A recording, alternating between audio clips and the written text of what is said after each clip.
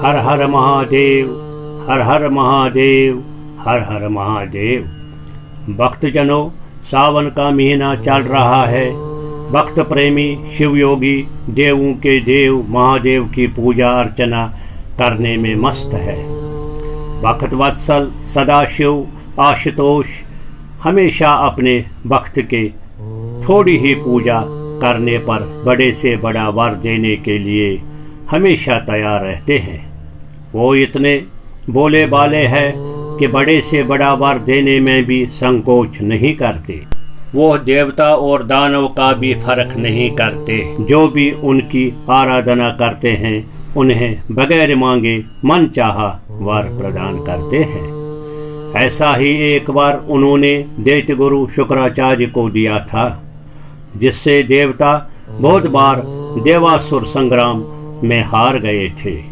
आइए जाने कौन सा वर था वो जिसे देवता भी देवासुर संग्राम में हार गए थे। पूर्व काल की बात है।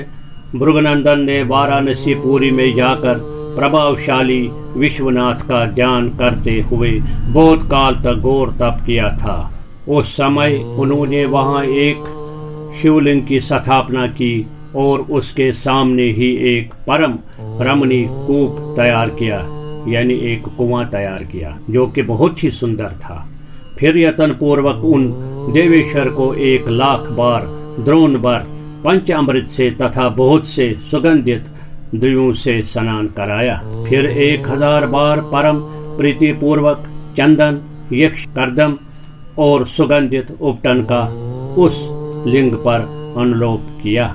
यक्ष कर्दम का मतलब होता है एक प्रकार का अंगलेप, जो कपूर, उगूर, कस्तूरी और कनकोल को मिलाकर बनाया जाता है। ये एक सुगंधित लेप होता है। तत्पश्चात सावधानी के साथ परम प्रेम पूर्वक राजचंपक, अमल तलाश, दतूर, किनेर, कमल, मालती, कदम, मूल, श्री, उत्पल, चमेली, नागकेसर, केसर, बेल, मोगरा, धूप, आम के पत्ते, साल, देवदार, गुलखेरा, ये सब सुगंधित पुष्प और औषधियों के पेड़ है। इनमें से प्रत्येक के पुष्पों और तथा नाना प्रकार के रमणीय पत्रों और सुंदर कमलों से शंकर जी की विधिवत अर्चना की तथा शिव लिंग के आगे नाचते हुए शिव सहस्त्र नाम एवं अन्य स्तोत्रों का गान किया। गान करके शंकर जी का स्तवन किया, यानी कि पूजा अर्चना की। इस प्रकार शुक्राचार्य 5000 वर्ष तक नाना प्रकार के विधि विधान से महेश्वर का पूजन करते रहे, परंतु जब उन्हें थोड़ा सा भी वर देने के लिए शिव जी को नहीं पाया, तब उन्होंने एक दूसरे अत्यंत दुस्सहस एवं घोर नियम का आश्रय लिया।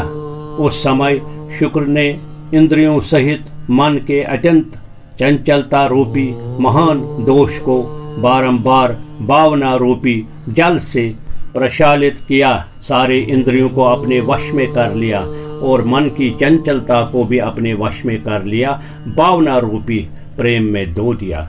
इस प्रकार चित्रतन को निर्मल करके उसे पिनकधारी शिव के अर्पण कर दिया। शिव जी का नाम पिनकधारी भी है क्योंकि ये एक धनुष का नाम है जो शिव जी ने ही बनाया था और उस धनुष का नाम पिनक था, इसीलिए शिव जी को पिनकधारी भी कहते हैं। और इसके पश्चात घोर तप में लगे रहे। इस प्रकार उनके 1 सहस्त्र वर्ष और बीत गए।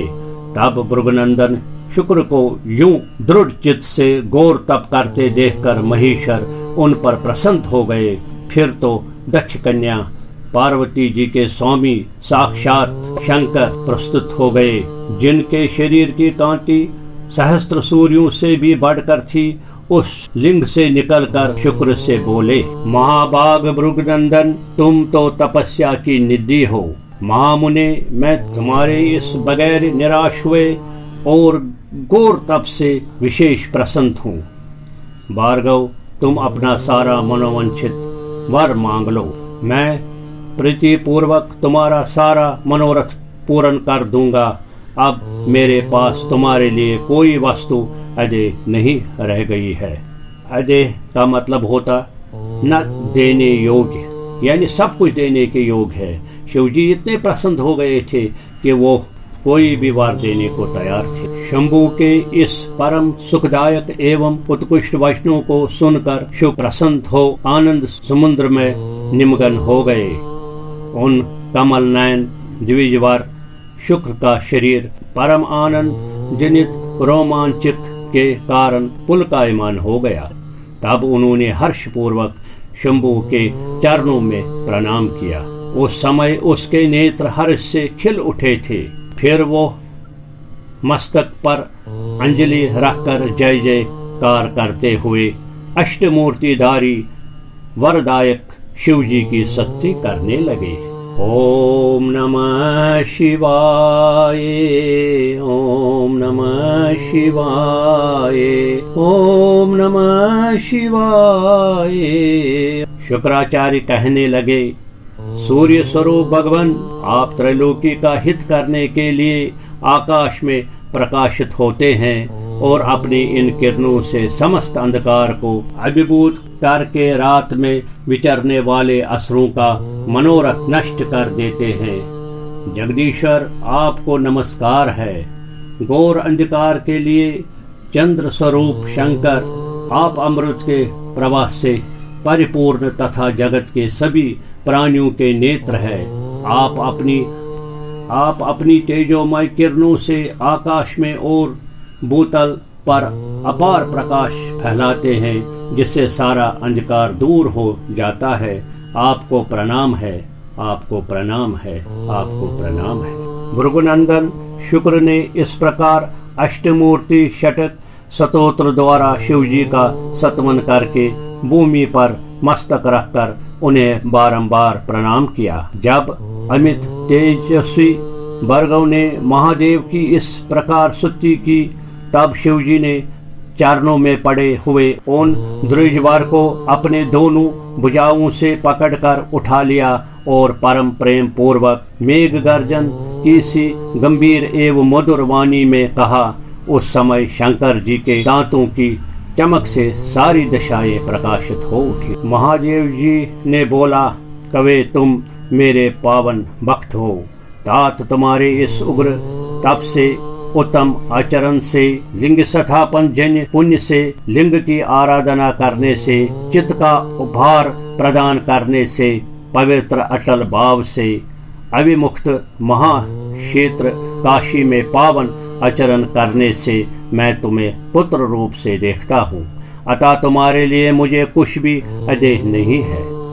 तुम अपने इस शरीर से मेरे उदरदरी में प्रवेश करोगे और मेरे श्रेष्ठ इंद्रिय मार्ग से निकलकर पुत्र रूप में जन्म ग्रहण करोगे।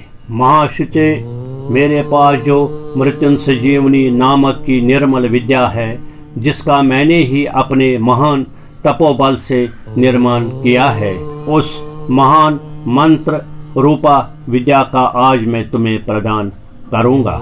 क्योंकि तुम पवित्र तप की निधि हो, अतः तुम में उस विद्या को ग्रहण करने की योग्यता वर्तमान है।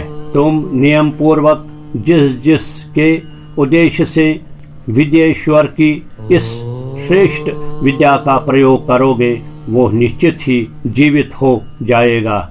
ये सर्वथा सच है। इस प्रकार शुक्राचार्य को भगवान शिव ने मृत्युंजयिनी निर्मल विद्या दे दी, जिससे मृतक मनुष्य भी जीवित हो जाता है। यही कारण है जब असुर देवासुर संग्राम में मारे गए, शुक्राचार्य ने इस विद्या का प्रयोग करके सबको जीवित कर के हार को जीत में बदल दिया और देवता लोग हार कर स्वर्ग छोड़कर भाग गए और असुरों का राज स्थापित हो गया। जब शिव जी को शुक्राचार्य द्वारा इस विद्या का दुरुपयोग का पता चला, तब उन्होंने शुक्राचार्य को दंडित भी किया। हर हर महादेव, हर हर महादेव। अगर आपने हमारे चैनल मुक्ति सागर को पहले सब्सक्राइब नहीं किया है तो सब्सक्राइब करें। वीडियो अच्छा लगे तो लाइक और शेयर भी करें, ताकि हमारे वीडियो की नोटिफिकेशन सबसे पहले आप तक पहुंच जाए। धन्यवाद।